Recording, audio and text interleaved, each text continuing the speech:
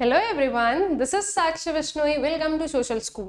तो इस वीडियो में हम लोग जो हमारी क्लास 12 इकोनॉमिक्स है, इसमें जो हमारी बुक है मैक्रो इकोनॉमिक्स, उसका जो चैप्टर नंबर 4 है that is determination of income and employment, उसके फुल चैप्टर एक्सप्लेनेशन को हम लोग देखने वाले हैं। ये जो वीडियो है इसमें हम लोग ये जो फुल चैप्टर एक्सप्लेनेशन है उसका पार्ट 1 देखेंगे। दैट क्लियरली मीन्स कि हम इस चैप्टर को कुछ जो है 3-4 पार्ट्स में जो है कंप्लीट करेंगे। तो अब इस पर्टिकुलर चैप्टर को पढ़ने से पहले एक बार हम थोड़ा सा ये ग्लिम्स ले लें कि क्या क्या टॉपिक्स हैं जो कि इस पर्टिकुलर चैप्टर का पार्ट होंगे। So they are meaning and components of aggregate demand. Now students, अगर आप लोगों को याद हो, वैसे तो याद होना ही चाहिए, अगर वाला जो है यहाँ पर सिनेरियो नहीं होना चाहिए, तो आप लोगों ने आप लोगों की 11th क्लास में माइक्रो इकोनॉमिक्स में कंसेप्ट पढ़ा है किसका? डिमांड का, राइट? वहां पर माइक्रो इकोनॉमिक्स एक इंडिविजुअल लेवल की स्टडी है, तो वहां हमने डिमांड पढ़ी है। मैक्रो इकोनॉमिक्स एग्रीगेट लेवल की स्टडी है, तो यहां हम क्या पढ़ेंगे? Aggregate demand. Then comes aggregate supply, ठीक है? माइक्रो में हम लोगों ने इंडिविजुअल सप्लाई के बारे में पढ़ा है, यहां पर हम एग्रीगेट सप्लाई को पढ़ेंगे। Then we have consumption function, saving function, investment function, full employment, involuntary unemployment, determination of equilibrium level. Then comes the equilibrium level, investment multiplier, excess demand, deficient demand, and measures to control excess and deficient demand. So these are basically all the topics which we will be studying under the chapter determination of income and employment. तो अब जो है हम इन्हें 1 by 1 जो है complete करते चलेंगे। इन दिस पार्ट हम लोग aggregate demand and aggregate supply के बारे में जो है जानने वाले हैं कि ये क्या होते हैं। ऑल राइट, तो चलिए स्टार्ट करते हैं with aggregate demand. Now students, आप लोगों को थोड़ा सा जो है ना रिलेट करते हुए चलना है। रिलेट में इसलिए करवा रही हूँ क्योंकि कहीं ना कहीं हमें पुरानी चीजें याद रहती है, वो एक बेस बना हुआ है, तो उसी पर जब हम एड ऑन कर कर कुछ चीजें न्यू सीखेंगे तो वो ज्यादा अच्छे से आप उसे रिटेन कर पाओगे। तो जो है थोड़ा सा रिलेट करते हैं कि पहले क्या पढ़ा था हमने और अब हम क्या पढ़ रहे हैं। जब हम डिमांड की बात करते हैं, सोलली डिमांड की, जो कि आप लोग आपके माइक्रो इकोनॉमिक्स में पढ़कर आए हो, तो वहां पर हम 2-3 चीजों की बात करते हैं कि एक पर्सन का विलिंगनेस होना चाहिए, प्लस जो है एबिलिटी होनी चाहिए टू बाय अ कमोडिटी, ठीक है?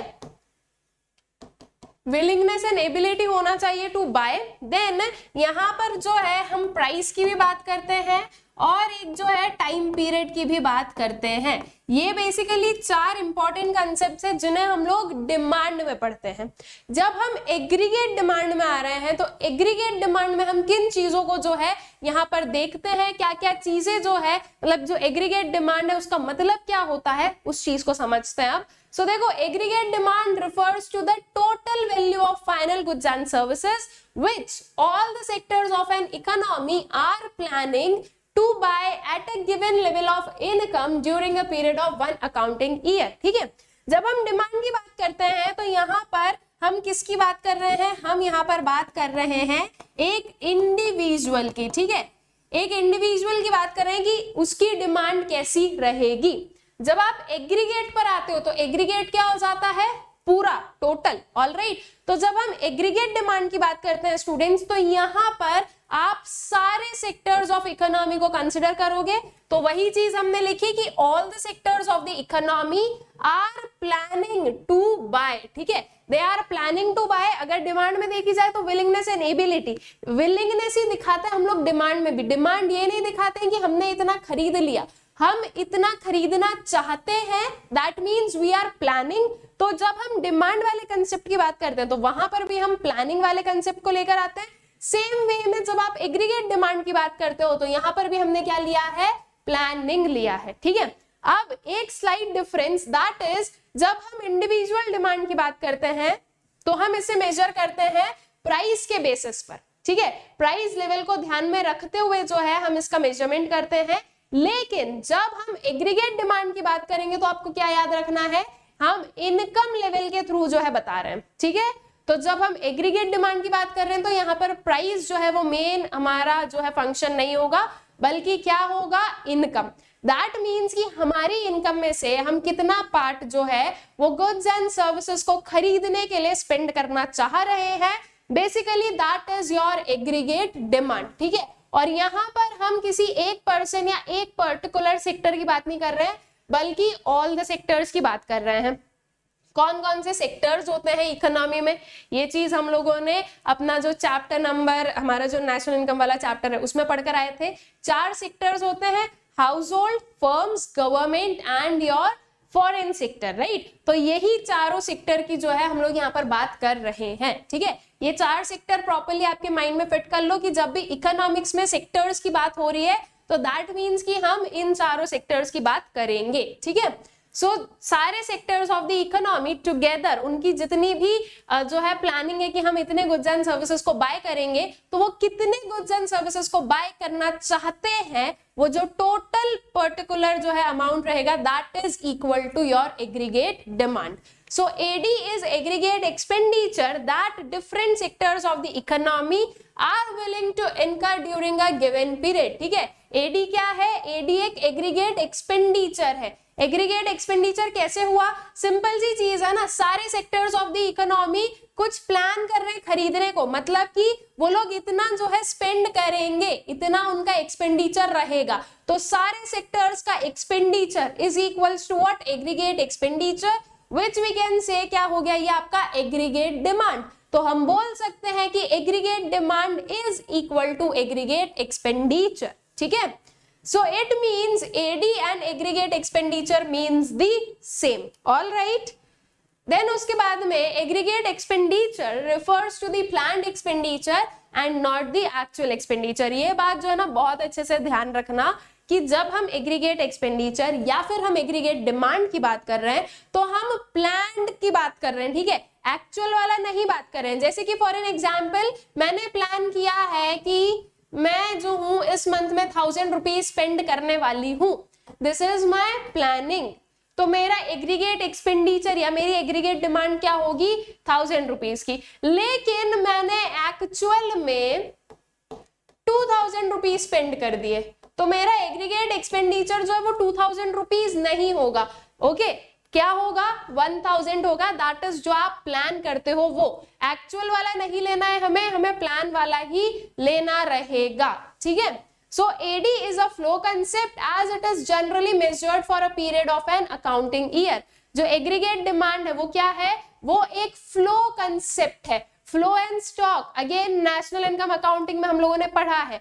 तो एडी जो है वो एक फ्लो कंसेप्ट है। ये जो है ये जनरली मेजर किया जाता है over a period of an accounting year, कि पूरे ईयर में जो है टोटल डिमांड या टोटल एक्सपेंडिचर कितना जो है प्लान किया जा रहा है कि इतना इनकर करना है, ठीक है। तो ये क्या हो गया आपका? This is the flow concept, ठीक है। हम एक पर्टिकुलर पॉइंट ऑफ टाइम की बात नहीं कर रहे हैं, बल्कि हम किसकी बात कर रहे हैं? हम over the period of time की जो है बात कर रहे हैं, ठीक है। So this is the aggregate demand and aggregate expenditure. Now comes to the components of aggregate demand. अब components क्या क्या है? That means कि जो आपका aggregate demand है वो किन components को मिलाकर जो है बनता है। तो सबसे पहले इसका जो first component है, और we can say the first sector, that is private household consumption expenditure, ठीक है। जो household consumption expenditure है, जो हमारे 4 सेक्टर्स हैं उसमें से जो हमारा फर्स्ट वाला सेक्टर है दैट इज हाउसहोल्ड्स, इसका जो कंजम्पशन एक्सपेंडिचर है that is what? One of the component of aggregate demand, ठीक है। इसे हम लोग डिनोट करेंगे स्टूडेंट्स कैपिटल सी से। सारे डिनोशंस अब आप लोगों को याद रखने हैं ऑफ दिस चैप्टर। जो पहले पढ़े हैं वो तो याद है ही आपको, लेकिन इस चैप्टर में भी जो भी हम लोग चीजें पढ़ रहे हैं वो भी आप लोगों को जो है याद रखनी है, ठीक है। तो हाउस होल्ड कंजम्पशन एक्सपेंडिचर को हम डिनोट करते हैं विथ कैपिटल सी, ठीक है। So it refers to the total expenditure incurred by households on purchase of goods and services during an accounting year, ठीक है। इसका मतलब क्या है? ये वो टोटल एक्सपेंडिचर है जो कि हाउसहोल्ड्स इनकर करना चाहते हैं, किस पर? जो purchase of goods and services है उस पर, ठीक है। हाउस होल्ड क्या करेंगे? हाउस होल्ड कंजम्पशन का जो है अपना फंक्शन परफॉर्म करेंगे, ठीक है। So consumption expenditure is directly influenced by the level of disposable income. Now what is disposable income? I hope so आप लोगों को पता है, अगर नेशनल इनकम अकाउंटिंग पढ़ा है तो पता ही होगा। डिस्पोजेबल इनकम इज बेसिकली जो लेफ्ट ओवर इनकम है, जो सारे कंपल्सरी ऑब्लिगेशंस को फुलफिल करने के बाद में जो हमारे पास में इनकम बचती है, that is basically disposable income और दी लेफ्ट ओवर इनकम। ठीक है, जैसे कि फॉर एन एग्जांपल मान लो किसी पर्सन की सैलरी है 10,000 एंड वो इसमें से टैक्स पे कर रहा है ऑफ ₹100, तो उसकी डिस्पोजेबल इनकम कितनी हो जाएगी? उसकी डिस्पोजेबल इनकम हो जाएगी 9900। दैट इज वो इसे अपनी मर्जी से स्पेंड कर सकता है जहां पर भी वो करना चाहता है, लेकिन ये जो ₹100 है ये एक ऑब्लिगेशन है, तो उसे टैक्स जो है उसके लिए पे करना ही पड़ेगा, वो चाहे या ना चाहे उसको ये जो है टैक्स वगैरह पे करना पड़ेगा। ठीक है, तो बेसिकली डिस्पोजेबल इनकम की आपकी इनकम में से जो वेरियस ऑब्लिगेशंस हैं वो फुलफिल करने के बाद में जो आपके पास में लेफ्ट ओवर इनकम बचती है, जिससे आप एक्चुअल में आपकी जो है स्पेंडिंग के लिए यूज कर सकते हो, that is known as disposable income. तो जो कंजम्पशन एक्सपेंडिचर है वो डिस्पोजेबल इनकम पर डिपेंड करता है। अगर मान लो आपकी डिस्पोजेबल इनकम ज्यादा होगी तो आपका कंजम्पशन भी कैसा होगा? ज्यादा होगा। अगर मान लो आपकी डिस्पोजेबल इनकम कम होगी तो आपका कंजम्पशन भी कम होगा। सिंपल सी चीज है ना, मान लो मेरी डिस्पोजेबल इनकम, जैसे कि एक एग्जांपल लिया अभी हम लोगों ने, 9900 है। ठीक है, तो ये एक मैं नॉर्मल लेते हैं कि 9900 है। अब मान लो कि हमारी ये इनकम कम हो जाती है and now I only have 8000, तो जब डिस्पोजेबल इनकम कम होगी तो कंजम्पशन ऑटोमेटिकली कम हो जाएगा। ये जो 1900 सैलरी कम हुई है या हमारी इनकम कम हुई है, तो उसकी वजह से हमारे एक्सपेंसेस क्या हो जाएंगे? रुकेंगे। ठीक है, देन इसके अपार्ट देखें कि मान लो ये 9900 है, नाउ वी आर सेइंग कि अब जो है आपकी डिस्पोजेबल इनकम 12000 हो गई, तो जब आपकी इनकम बढ़ेगी तो आपका कंजम्पशन भी बढ़ेगा। तो वी कैन से कि जो कंजम्पशन एक्सपेंडिचर है वो डायरेक्टली इन्फ्लुएंस होता है किससे? लेवल ऑफ डिस्पोजेबल इनकम से। ठीक है, देन उसके बाद में नेक्स्ट वाला है आपका investment expenditure. Now first sector हो गया हमारा, दैट इज हाउस होल्ड वाला। अब second sector that is firms. ठीक है, तो जो फर्म्स है वो क्या इनकर करती है? वो इनकर करती है इन्वेस्टमेंट एक्सपेंडिचर। ठीक है, फर्म्स जो है वो न्यू इन्वेस्टमेंट करती है। जो फर्म्स है वो अपने कैपिटल स्टॉक में और एडिशन करती है जिससे कि वो ज्यादा प्रोडक्शन कर पाए। तो अल्टीमेटली जो एक्सपेंडिचर जो कि फर्म्स अंडरटेक करती है, that is known as investment expenditure. So it refers to the total expenditure incurred by all private firms on capital goods. ठीक है, कैपिटल गुड्स पर जो भी एक्सपेंडिचर इनकर किया गया है, that is basically investment expenditure. ठीक है, कैपिटल गुड्स जो मशीनरीज वगैरह है, ठीक है, जो कि हेल्प करती है इन फर्दर प्रोडक्शन फंक्शन, उन्हें अगर खरीदने में या उन पर अगर कोई भी काइंड ऑफ एक्सपेंडिचर इनकर किया गया तो that is basically investment expenditure. ठीक है, so it includes addition to the stock of physical capital assets such as machinery, equipment, buildings, etc and change in inventory। ठीक है, तो इसमें क्या आ गया? इसमें आ गया कि आप एडिशन कर रहे हो स्टॉक ऑफ फिजिकल असेट्स में। ठीक है, फिजिकल कैपिटल असेट्स में हम नेचुरल रिसोर्सेज को नहीं बढ़ा रहे हैं, हम किसे बढ़ा रहे हैं? फिजिकल रिसोर्सेज को बढ़ा रहे हैं। ठीक है, so it is assumed in our study that investment expenditure is autonomous, that is investments are not influenced by level of income। now this is a important thing जो कि हमें समझना है। देखो सबसे पहले तो ये याद रखना है कि इन्वेस्टमेंट एक्सपेंडिचर को हम लोग डिनोट किससे करेंगे? आय से करेंगे। ऑलराइट, कैपिटल आय जो है वो आपका इन्वेस्टमेंट एक्सपेंडिचर जो है उसे एक्सप्लेन करेगा। एंड हम लोग अपनी ये जो स्टडी है उसमें ये अज्यूम करने वाले हैं कि हमारी इकोनॉमी में जो इन्वेस्टमेंट एक्सपेंडिचर है वो ऑटोनॉमस रहेगा। ऑटोनॉमस रहने का मतलब ये होता है कि इनकम लेवल से जो है उस पर कोई भी इन्फ्लुएंस नहीं होगा। अगर हम जनरली नॉर्मली देखें, एक जनरल सेंस में समझे, तो जब इनकम बढ़ेगी तब हम एक्सपेंडिचर बढ़ाएंगे, जब इनकम कम होगी तब हम एक्सपेंडिचर कम करेंगे। ये चीजें हमें नॉर्मली पता है और ये नॉर्मल एक ह्यूमन पर्सन करेगा भी, राइट। लेकिन जब हम इसे पढ़ रहे हैं तो हमें क्या मानना है कि इन्वेस्टमेंट जो है वो कैसा रहेगा? वो कांस्टेंट रहेगा, दैट मींस वो ऑटोनॉमस रहेगा। उसे कोई फर्क नहीं पड़ेगा अगर आपकी इनकम बढ़ती है या कम होती है, उससे कोई भी फर्क नहीं पड़ने वाला है। ठीक है, with increase in income investment नहीं बढ़ेगा और with decrease in income investment कम नहीं होगा। दैट मींस आपका जो इन्वेस्टमेंट है वो कांस्टेंट ही रहने वाला है। ठीक है, तो जब आप इसका ग्राफ भी बनाओगे तो वो कुछ ऐसा आएगा, जैसे कि मान लो 20 रुपीज का इन्वेस्टमेंट है। ठीक है, तो वो थ्रू आउट दी जो है ना सेम ही रहने वाला है, ये चेंज नहीं होगा with the change in level of income. तो इसीलिए एक हॉरिजॉन्टल स्ट्रेट लाइन आ जाएगी पैरेलल टू एक्स एक्सिस, ठीक है। So this is basically autonomous investment का कंसेप्ट। तो हम लोग अपनी स्टडी में जो इन्वेस्टमेंट है उसे ऑटोनॉमस नेचर का ही अज्यूम करेंगे, ऑल राइट। देन उसके बाद में आते हैं नेक्स्ट वाला जो हमारा सेक्टर है, दैट इज गवर्नमेंट सेक्टर। तो अब जो गवर्नमेंट के एक्सपेंडिचर है that would be termed as government expenditure, ठीक है।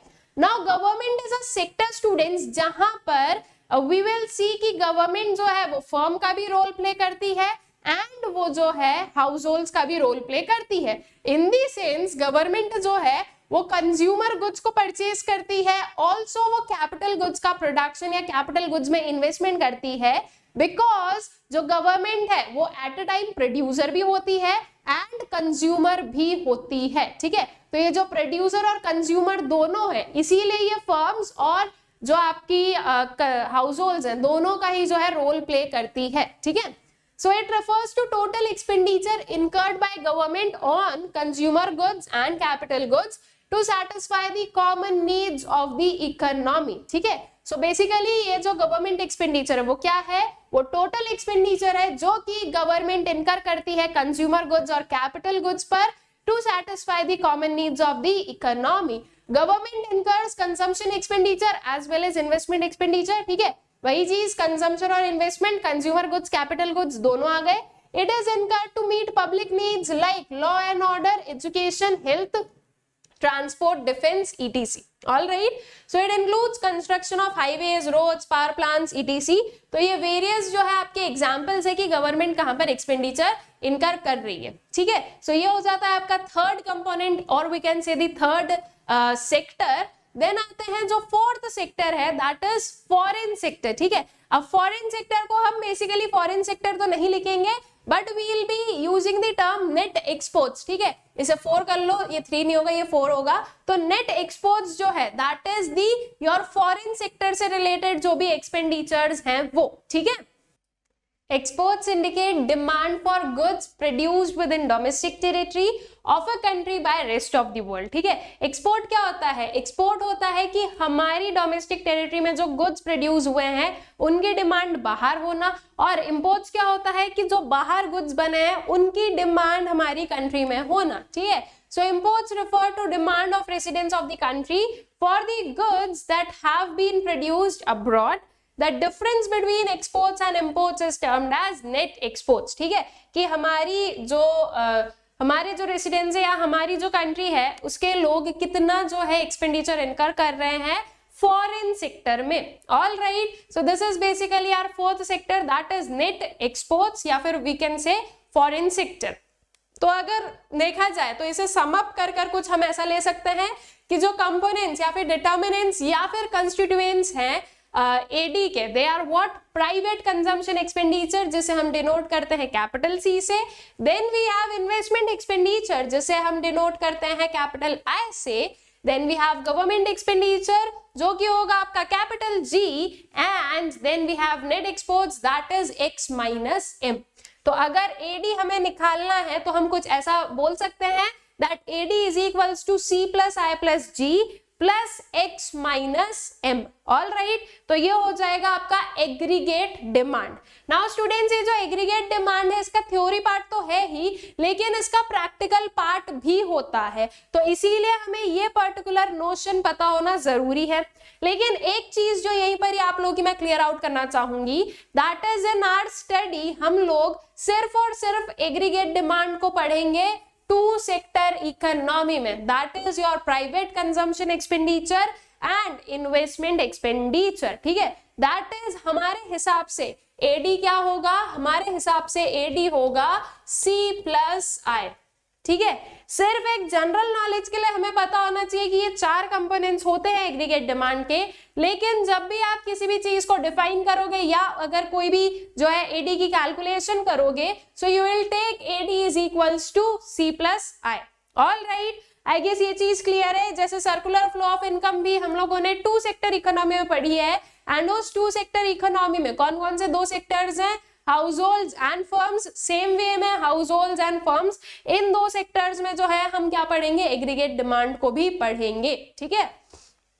Then aggregate demand in a two sector model, that is AD is equals to C plus I. So the determination of income and employment is to be studied in the context of two sector model, that is households and firms. So even though AD has four components, we will assume that AD is the function of only consumption expenditure and investment expenditure, that is AD is equals to C plus I, ठीक है। Then उसके बाद में AD depends upon the level of income in the economy, बहुत ही clear चीज है ये। तो देखो सिंपल सी चीज है स्टूडेंट्स, हम लोगों ने पढ़ा है AD is equals to C plus I होता है। ऑल्दो वी नो कि ये जो इन्वेस्टमेंट है आपका ये ऑटोनॉमस इन नेचर है। ऑटोनॉमस इन नेचर का मतलब क्या हुआ कि ये इनकम लेवल से अफेक्ट नहीं होता है।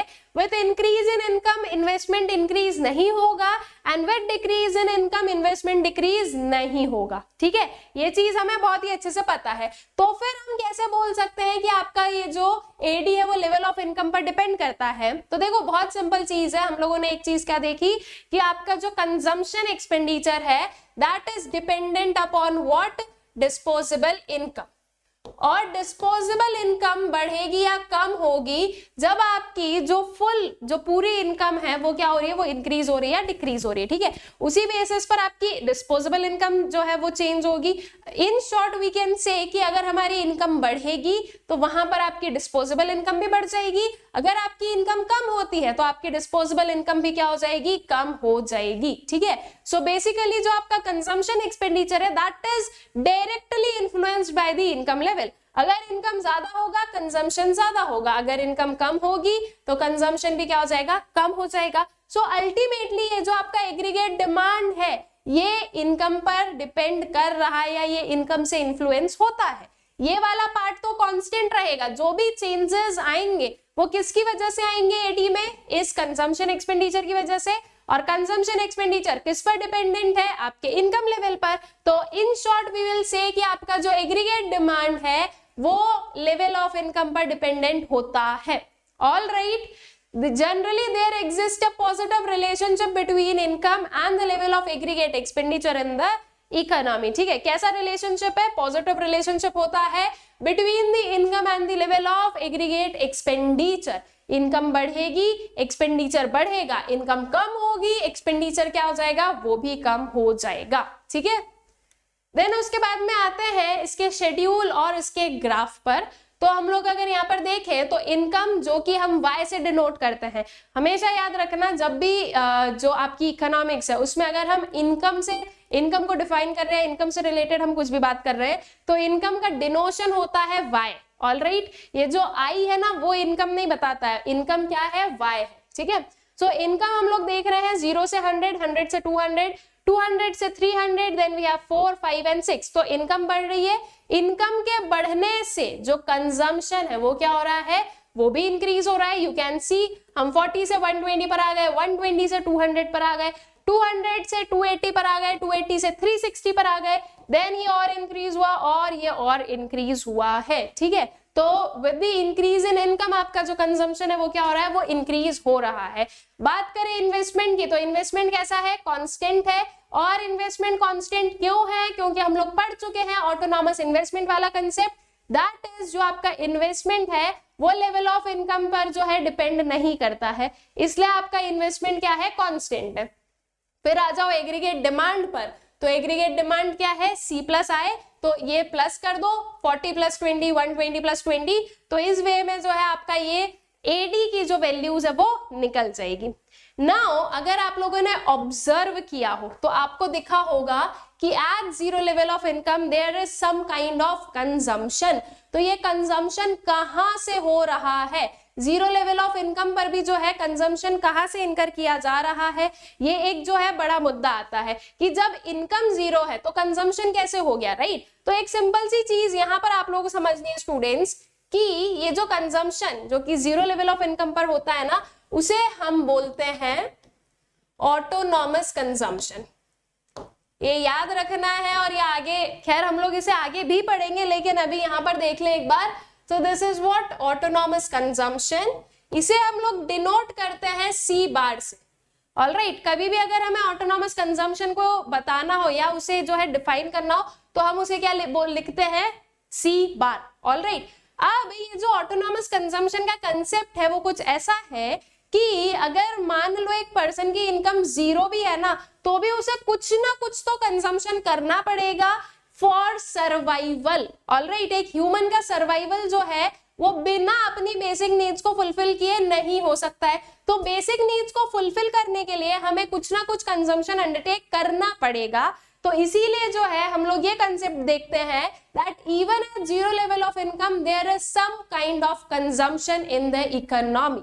All right, I guess this thing is clear to you कि ये जो है कैसे हुआ। अब अगर आप नेक्स्ट वाले में देखो तो यहाँ पर भी आपकी इनकम जो है वो 100 है, लेकिन आपका कंजम्पशन कितना है, 120 है। तो अब आप इनकम से ज्यादा कंजम्पशन कर रहे हो, ये भी कैसे हुआ, ये क्यों हो रहा है? तो वो भी सेम चीज है कि आपकी जो बेसिक नीड्स है उन्हें फुलफिल करने के लिए हमें कंजम्पशन करना पड़ता है। नाउ क्वेश्चन की बात ये आती है कि ये जो ऑटोनॉमस कंजम्पशन है या फिर हम ये जो बोल रहे हैं कि जीरो लेवल ऑफ इनकम पर जो कंजम्पशन है वो पैसा आता कहां से है? तो there can be various means, जैसे कि एक हो सकता है आपकी पास्ट सेविंग्स, ठीक है, आपकी कोई पास्ट सेविंग्स है, आप उन्हें यूज करके क्या कर रहे हो, कंज्यूम कर रहे हो। So in that sense we will say that you are doing dissaving, right. अगर आप पास्ट सेविंग को यूज करते हो तो उसे हम क्या बोलेंगे, उसे हम बोलेंगे डिस सेविंग, राइट। आप सेव नहीं कर रहे हो बल्कि आप डिस सेव कर रहे हो। इसके अलावा एक और चीज हो सकती है कि हम जो है क्रेडिट ले सकते हैं, राइट, उधार ले सकते हैं फ्रेंड से, रिलेटिव से या किसी से भी, ठीक है, कि अभी थोड़े बहुत दे दो, आई विल रिटर्न यू। तो ये पर्टिकुलर जो है सिनेरियो भी हो सकता है। लेकिन हमें जब हम लोग पढ़ाई कर रहे हैं या जब हम इस चीज को स्टडी कर रहे हैं तो हमें ये याद रखना है कि ये जो ऑटोनॉमस कंजम्पशन है ये किसके थ्रू पॉसिबल है, डिस सेविंग्स के थ्रू पॉसिबल है। सो इट मींस कि जब आप जीरो लेवल ऑफ इनकम पर कंजम्पशन कर रहे हो तो एट दैट टाइम आप जो हो डिस सेव कर रहे हो। आपने -40 जो है आपकी सेविंग्स को कर दिया होगा, दैट मींस आपने सेविंग्स में से 40 रुपए जो है वो यूज कर लिए, ठीक है। अब अगर इस पर्टिकुलर सिनेरियो को देखो जहां पर 100 आपकी इनकम है और आपका कंजम्पशन कितना है, 120, तो ये कैसे हुआ, ये भी सेम चीज कि आपने डिस सेव किया है, ठीक है। So this is the concept of dissaving. और हमेशा याद रखना कि जीरो लेवल ऑफ इनकम पर आपका जो कंजम्पशन है वो कभी भी जीरो नहीं हो सकता है, ठीक है। आपका कुछ ना कुछ कंजम्पशन तो रहेगा ही, चाहे वो 10-20 कुछ भी रहे, थोड़ा बहुत रहेगा ही रहेगा, ठीक है। और उसे हम बोलते हैं ऑटोनॉमस कंजम्पशन, ठीक है। Then again you will say कि मैम चलो ठीक है कंजम्पशन तो हमने कर लिया, लेकिन ये फिर इन्वेस्टमेंट कहां से किया? तो we have studied one thing कि जो इन्वेस्टमेंट है वो आपकी इनकम लेवल से इन्फ्लुएंस ही नहीं होता है। चाहे आपकी इनकम कम हो जाए, चाहे आपकी इनकम ज्यादा हो जाए, आपका इन्वेस्टमेंट सेम रहेगा। इसलिए जीरो लेवल ऑफ इनकम पर भी इन्वेस्टमेंट हो रहा है। All right, so this is basically आपका कंजम्पशन एंड इन्वेस्टमेंट वाला कंसेप्ट, जो ऑटोनॉमस कंजम्पशन वाला कंसेप्ट था। अब इस चीज को अगर आप लोग ग्राफ पर देखोगे तो देखो जो आपका ऑटोनॉमस इन्वेस्टमेंट का ग्राफ है वो कुछ ये है, दैट इज आपके पास में एक हॉरिजॉन्टल स्ट्रेट लाइन है which is parallel to X axis. All right, ये आपको क्या बता रहा है कि आपका इन्वेस्टमेंट कैसा है, कांस्टेंट है, ऑटोनॉमस नेचर का है। ये जो आपका इन्वेस्टमेंट कर्व है ये ओरिजिन से स्टार्ट नहीं हुआ है बल्कि कहां से स्टार्ट हुआ है, वाई एक्सिस से। दैट मींस वो आपको ये शो कर रहा है कि at the zero level of income also there is some investment, ठीक है। हम लोगों ने इनकम कहां ली है, अपनी एक्स एक्सिस पर, और वाई एक्सिस पर क्या लिया है, एग्रीगेट एक्सपेंडिचर लिया है, ठीक है। देन बात करें कंजम्पशन की, तो कंजम्पशन का जो कर्व है वो अगेन यहां से स्टार्ट नहीं होगा। क्यों नहीं होगा? क्योंकि ओरिजिन से अगर वो स्टार्ट हो जाएगा तो उसका मतलब ये हो जाएगा with zero level of income आपका कंजम्पशन भी जीरो है। लेकिन हमें क्या पता है कि जीरो लेवल ऑफ इनकम पर कंजम्पशन जीरो नहीं है हमारा। ऑलराइट, हम कुछ ना कुछ कंज्यूम कर रहे हैं, तो इसीलिए हमारा जो कंजम्पशन का कर्व है वो वाई एक्सिस से शुरू हुआ है। और कैसा जा रहा है ये अपवर्ड स्लोपिंग है। ये अपवर्ड स्लोपिंग क्यों है? बिकॉज हम ये जो एग्रीगेट डिमांड को या फिर जो कंजम्पशन एक्सपेंडिचर है उसे किस रिलेशन में पढ़ रहे हैं, उसे हम इनकम के रिलेशन में पढ़ रहे हैं। एंड वी नो कि इनकम और कंजम्पशन के बीच में कैसा रिलेशनशिप है, डायरेक्ट रिलेशनशिप है। अगर इनकम बढ़ेगी तो कंजम्पशन भी बढ़ेगा, अगर इनकम कम होगी तो कंजम्पशन भी कम होगा। ठीक है, तो बस वही चीज जो है वो आप लोगों को याद रखनी है और इसीलिए ये अपवर्ड स्लोपिंग है। देन ये हो जाएगा आपका कंजम्पशन कर्व। उसके बाद में जो एडी का कर्व है वो कंजम्पशन कर्व के अबव रहेगा। अबव क्यों रहेगा? बिकॉज एडी जो है वो सी प्लस आई है, तो ये कंजम्पशन में इन्वेस्टमेंट का एडिशन हो जाएगा। हमेशा आपका जो एडी का ग्राफ है या एडी का जो कर्व है और जो कंजम्पशन कर्व है, ये दोनों एक दूसरे के पैरेलल ही रहने वाले हैं। Why so? रीजन बीइंग कि इनके बीच का जो डिफरेंस है that is this autonomous investment, और ये कैसा है, ये कांस्टेंट है, इसमें कोई चेंजेस नहीं है। इसीलिए ये दोनों जो कर्व है ये हमेशा एक दूसरे के पैरेलल रहेंगे। ऑल राइट, तो ये वेरियस ऑब्जर्वेशंस हैं जो कि आप लोगों को पता होना चाहिए जब आप एग्रीगेट डिमांड के कर्व को पढ़ रहे हो। तो अब ये वाला जो पर्टिकुलर एरिया है आपका O से S तक का, ठीक है, that is what, that is your C bar, जो कि हम ऑटोनॉमस कंजम्पशन पढ़े हैं। ठीक है, आई गेस इतनी चीजें क्लियर है। इसके अपार्ट जो एक और चीज आप लोगों को जाननी है, देखो यहाँ पर जो आपकी इनकम है वो कितने से बढ़ी है, तो विल से कि जो इनकम है वो कुछ 80 से इंक्रीज हुई। अगर हम लोग देखें तो यहाँ पर भी 80 से इंक्रीज हो रही है। अगर मैं यहाँ पर आ जाऊं स्टूडेंट्स, तो यहाँ पर कितने से इंक्रीज हो रही है, 60 से इंक्रीज हो रही है, राइट। तो हम क्या देख रहे हैं कि इनिशियली जो है आपका कंजम्पशन ज्यादा अमाउंट से बढ़ा, लेकिन फिर at after a point of time आपका कंजम्पशन कम जो है प्रोपोर्शन से इंक्रीज हो रहा है। इनकम का प्रोपोर्शन यू कैन सी ये 100 से जो है इंक्रीज हो रही है। तो ऐसा क्यों होता है कि आप with after a period of time या after and proper increase in income आपका जो कंजम्पशन है वो कम प्रोपोर्शन से इंक्रीज होता है। उसके पीछे का रीजन क्या है? तो सिंपल सा रीजन है कि देखो, जब इनिशियली आपकी इनकम बढ़ेगी ना, तो आप लोग आपके जो भी वांट्स पहले फुलफिल नहीं हो पाए थे उन्हें फुलफिल करने में लग जाओगे। तो इन दैट सेंस आप इनिशियली कंजम्पशन ज्यादा करोगे, लेकिन after a point of time आपके जो है वांट सेटिस्फाई हो जाएंगे एंड आपको ये लगेगा कि अब हमें सेव कर लेना चाहिए ताकि ये मनी फ्यूचर में यूज आ सके। तो इसीलिए with continuous increase in income आप क्या करते हो, अपने कंजम्पशन को थोड़ा कम करते हो और आप सेविंग करने लगते हो। इसलिए इनिशियली आप देखोगे आपका कंजम्पशन ज्यादा इंक्रीज होता है and after a point of time आपका कंजम्पशन का जो प्रपोर्शन है वो कम हो जाता है। ठीक है, so these are various observations जो कि हमने अपने जो एग्रीगेट डिमांड का शेड्यूल और इसका जो ग्राफ है उससे समझे हैं। All right, and I hope सो कि आप लोगों को भी जो है ना समझ में आ गए हैं। Now some important points about AD देखें। जो इतनी सारी चीजें मैंने आप लोगों को बताई है उन्हीं सब का जो है यहाँ पर सम अप करके हम proper in the form of notes इसे देख लेते हैं। तो AD इज इक्वल्स टू क्या होता है, C प्लस I होता है। So positive consumption even at income when income level is 0। वही जो ऑटोनॉमस कंजम्पशन की हम लोगों ने बात की, वही चीज यहाँ पर है कि पॉजिटिव कंजम्पशन होता है इवन जब इनकम लेवल क्या है आपका 0 है तब। So there is always some minimum level of consumption even when the income is 0. It happens because people need certain basic goods and services to sustain themselves even if income is 0. ठीक है, so slope of consumption curve कैसा रहेगा, upward sloping. So consumption curve slopes upward because consumption increases with increase in income.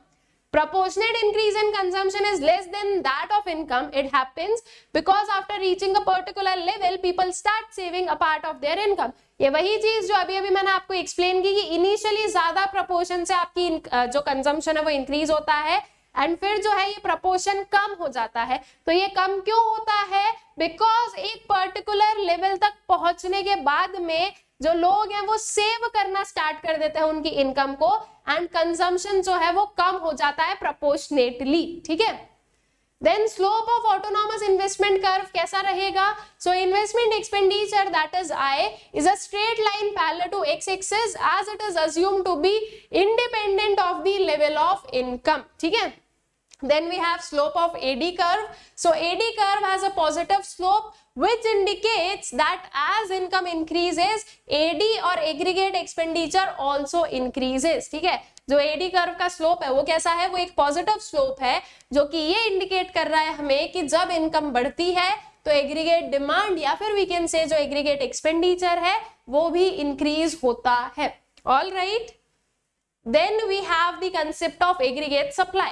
I hope so aggregate demand आप लोगों को clear out हो गई है। अब आते हैं एग्रीगेट सप्लाई क्या होती है। तो सप्लाई बेसिकली क्या होती है, जब हमने individual supply under micro economics पढ़ी तो वो सप्लाई क्या होती है, दैट इज बेसिकली कि जो सारे फर्म्स, नॉट सारे we will say but individual firm की बात करेंगे जब हम सिर्फ सप्लाई की बात कर रहे हैं तो वो particular quantity of a commodity जो कि एक फर्म सेल आउट करना चाहती है इन द मार्केट, उसे हम कहते हैं सप्लाई। जब हम एग्रीगेट सप्लाई की बात करेंगे तो हम क्या कहेंगे कि जो सारी फर्म्स हैं वो कितने अमाउंट ऑफ कमोडिटी को सेल आउट करना चाहती है, that would be your aggregate supply. ठीक है, एग्रीगेट में क्या आ गया, सारी फर्म्स आ गई हमारी। So aggregate supply refers to money value of final goods and services that the producers are willing to supply in an economy in a given period of time. ठीक है, तो जो एग्रीगेट सप्लाई है वो क्या है, वो मनी वैल्यू है वो सारे फाइनल गुड्स एंड सर्विसेज का जो कि एक प्रोड्यूसर विलिंग है। यहां पर भी ये याद रखना, विलिंग है, हम लोग प्लान्ड बात कर रहे हैं, एक्चुअल वेरिएबल्स की बात नहीं कर रहे हैं। ठीक है, सो एक प्रोड्यूसर क्या है, विलिंग है to supply in the economy एक गिवन पीरियड ऑफ टाइम पर। ठीक है, जो एग्रीगेट सप्लाई होती है that is equal to national income.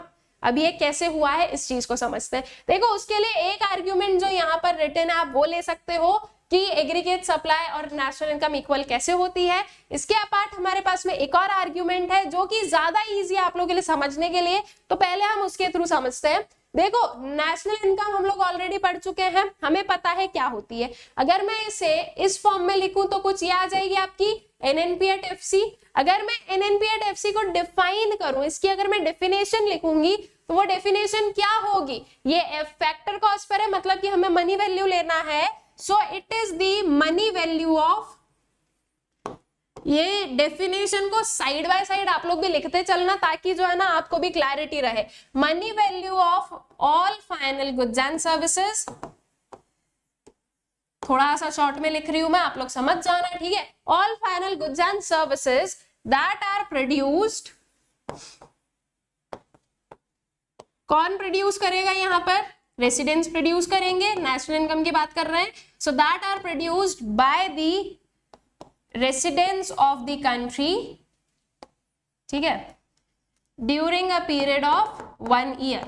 Alright, 1 year के पीरियड में कितना जो है प्रोडक्शन किया गया है by residents of the country of all the final goods and services. अब इसको थोड़ा सा एनालाइज करें हम लोग। देखो क्या लिखा है यहाँ पर हमने, money value of all final goods and services. Same चीज हमने यहाँ पर लिखी, money value of all final goods and services that the producer are willing to supply। यहाँ पर willing to supply है तो यहाँ पर हमने लिखा कि उन्होंने प्रोड्यूस किए हैं। ऑल राइट, तो प्रोड्यूस अगर कोई भी प्रोड्यूसर करता है तो वो इसी पर्टिकुलर मोटिव से प्रोड्यूस करता है कि वो इन एन ईयर क्या करेगा, उन्हें सेल आउट कर देगा। कोई भी प्रोड्यूसर इसलिए प्रोड्यूस नहीं कर रहा है कि उसको देखने में अच्छा लग रहा है कि अच्छा इतना स्टॉक मेरे पास में रखा है।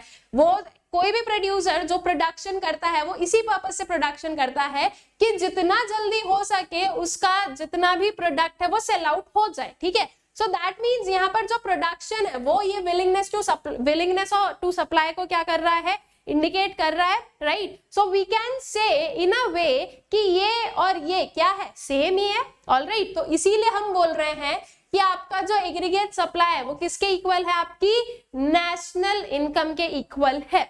ऑल राइट, आई होप सो ये जो पर्टिकुलर कंसेप्ट है ये क्लियर हो गया होगा कि कैसे एग्रीगेट सप्लाई और नेशनल इनकम एक दूसरे के इक्वल आते हैं। ऑल राइट, नाउ एक चीज जो मैं आप लोगों को यहीं पर क्लियर आउट करना चाहूंगी, दैट इज वैसे तो हम लोगों ने नेशनल इनकम को पढ़ा है NNP@FC, लेकिन जब हम इस पर्टिकुलर नोशन को लिखेंगे तो हम कुछ ऐसा लिखेंगे AS is equals to Y। ठीक है, ये मत लिखना आप AS is equals to NNP@FC, ये चीज नहीं लिखना है। ठीक है, हमें क्या लिखना है, ये लिखना है, क्योंकि हम जो इनकम अर्न की गई है उसे बता रहे हैं। ठीक है, तो ये यहाँ पर नीडेड नहीं है, हम डायरेक्टली क्या लिखेंगे कि आपकी जो एग्रीगेट सप्लाई है that is equal to income. ठीक है, सो इसके अपार्ट जो एक और आर्ग्यूमेंट या वी वुड से कि एक और पर्टिकुलर चीज जो कि इसे एक्सप्लेन करती है वो कुछ ये है, that is aggregate supply or AS refers to total output of goods and services in an economy, and value of total output is distributed to factors of production in the form of rent, wages, interest and profit. ठीक है, AS क्या है? AS है total output of goods and services. ये जो goods and services को बनाने में जिन्होंने अपनी सर्विसेज को प्रोवाइड किया है उन्हें ये क्या कर दिया जाएगा? डिस्ट्रीब्यूट कर दिया जाएगा। जैसे कि मान लो जो इकोनॉमी है उसमें जो total value of goods and services है दैट इज समथिंग 10,000। ठीक है, मान लो कि इकोनॉमी में 10,000 की जो है वैल्यू के गुड्स सर्कुलेट हो रहे हैं, तो इस 10,000 के गुड्स को बनाने के लिए वेरियस फैक्टर्स ऑफ प्रोडक्शन ने अपनी सर्विसेज क्या की होगी? प्रोवाइड की होगी। ठीक है, तो इन फैक्टर ऑफ प्रोडक्शन जो वेरियस फैक्टर सर्विसेज प्रोवाइड की गई है इन्हें इनका जो अमाउंट है वो यहां से दिया जाएगा।